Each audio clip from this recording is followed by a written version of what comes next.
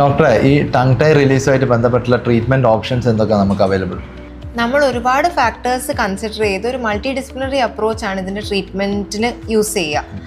അപ്പോൾ ഫ്രീനെക്ടമിയാണ് main procedure. നമ്മൾ basically ആ ടിഷ്യൂ കണക്ഷനെ കട്ട് ചെയ്ത് മാറ്റുക എന്നുള്ളതാണ്. ലിംഗ്വൽ ഫ്രീനെക്ടമിയാണ് ഈ പ്രൊസീജിയറിൻ്റെ പേര്. ഈ പ്രൊസീജിയർ നമുക്ക് അണ്ടർ LA യൂസിങ് ലേസേഴ്സ് ചെയ്യാൻ പറ്റും, അല്ലെങ്കിൽ നമുക്ക് സ്കാൽപ്പൽ ബ്ലേഡ് വെച്ചിട്ടും ചെയ്യാം. അപ്പോൾ നമ്മൾ ലേസേഴ്സ് യൂസ് ചെയ്യുമ്പോൾ അതിൻ്റെ അഡ്വാൻറ്റേജ് എന്താണെന്ന് പറയുന്നത് ബ്ലീഡിങ് കുറവായിരിക്കും, പെയിൻ കുറവായിരിക്കും, സ്വെല്ലിങ് കുറവായിരിക്കും, അതുപോലെ തന്നെ ഇൻഫെക്ഷൻ ആവാനുള്ള സാധ്യത വളരെ കുറവായിരിക്കും. പേഷ്യൻറ്റിനാണെങ്കിലും വിത്ത് ലേസേഴ്സ് വളരെ വളരെ കംഫർട്ടബിൾ ആണ്.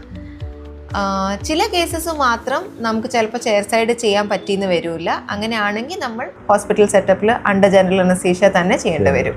പിന്നെ ഇതിൻ്റെ സർജിക്കൽ ആസ്പെക്റ്റ് ആണ്. ഇതല്ലാതെ ഒരുപാട് കാര്യങ്ങൾ ഇതിൻ്റെ കൂട്ടത്തിൽ തന്നെ നമ്മൾ കൊണ്ടുപോകേണ്ടതായിട്ടുണ്ട്. അത് ഡോക്ടറിന് കൂടുതലായിട്ട് എക്സ്പ്ലെയിൻ ചെയ്യാം. ഈ ടങ് ടൈ റിലീസുമായിട്ട് ബന്ധപ്പെട്ട് നമ്മൾ പറയുകയാണെങ്കിൽ നമ്മൾ പലപ്പോഴും കാണുന്നത് കുറേ കേസസ് ഇത് ചെയ്തത് റിലാപ്സ് വരുന്നുണ്ട്. അതായത് അത് ചെയ്തത് ഒരു എഫക്റ്റ് 100% എഫക്റ്റ് കിട്ടാതെ വരുന്നുണ്ട്. അപ്പോൾ അതിനൊരു മെയിൻ റീസൺ എന്താണെന്ന് വെച്ചാൽ നമ്മൾ ഈ ടങ് ടൈയുമായിട്ട് ബന്ധപ്പെട്ട് വരുന്ന വേറെ 2 ആസ്പെക്ട്സ് കവർ ചെയ്യുന്നില്ല എന്നാണ്. അതായത് ടങ് ടൈയുമായിട്ട് ബന്ധപ്പെട്ട് 2 ആസ്പെക്ട്സ് എന്ന് പറഞ്ഞാൽ ഒന്ന് ടങ് സ്പേസും രണ്ടാമത്തെ ടങ് ടോണും. ഈ ടങ് സ്പേസ് എന്ന് പറഞ്ഞാൽ നാവിന് ആവശ്യത്തിന് സ്പേസ് ഉണ്ടെന്ന് ഉറപ്പ് വരുത്തണം ആദ്യം. അതായത് നാവിന് വായിൽ സ്പേസ് ഇല്ലെങ്കിൽ നമ്മൾ ഈ ടങ് ടൈ റിലീസ് ചെയ്തുകൊണ്ട് കാര്യമില്ല, അർത്ഥമില്ല. ഓക്കെ, അപ്പം ആദ്യം ടങ് സ്പേസ് ഇല്ലാത്ത കേസസാണ് ആദ്യം നമ്മൾ ഓർത്തോഡോണ്ടിക്കലി അല്ലെങ്കിൽ സർജിക്കലി ടങ് സ്പേസ് ഉണ്ടാക്കിയിട്ട് വേണം പിന്നെ ടങ് ടൈ റിലീസിനെ കുറിച്ച് പ്ലാൻ ചെയ്യാൻ. അതുപോലെ തന്നെ ഈ ടങ് ടോൺ എന്ന് പറഞ്ഞാൽ നമുക്ക് കുറേ കാലമായിട്ട് ടൈ ഉള്ള കേസസിൽ ഈ ടങ് എപ്പോഴും അവിടെ റെസ്ട്രിക്റ്റഡ് ആയിരിക്കും, അതിൻ്റെ മസിൽസൊക്കെ വീക്കായി പോയിട്ടുണ്ടാവും.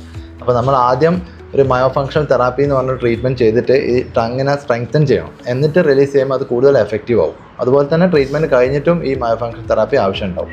ഈ കാര്യത്തിലൊക്കെ ഒരു സ്പീച്ച് തെറാപ്പിസ്റ്റിനെ കൺസൾട്ട് ചെയ്യുന്നതും വളരെ ഇമ്പോർട്ടൻ്റ് ആണ്. കാരണം സ്പീച്ച് തെറാപ്പിസ്റ്റ് കുറച്ചും കൂടി അതൊരു ഗൈഡൻസ് കൊടുത്ത് നാവിൻ്റെ പ്രോപ്പർ പൊസിഷനൊക്കെ ട്രെയിൻ ചെയ്യും. ബേസിക്കലി ഇതൊരു മൾട്ടി ഡിസിപ്ലിനറി അപ്രോച്ചാണ് ഏറ്റവും കൂടുതൽ എഫക്റ്റീവ്.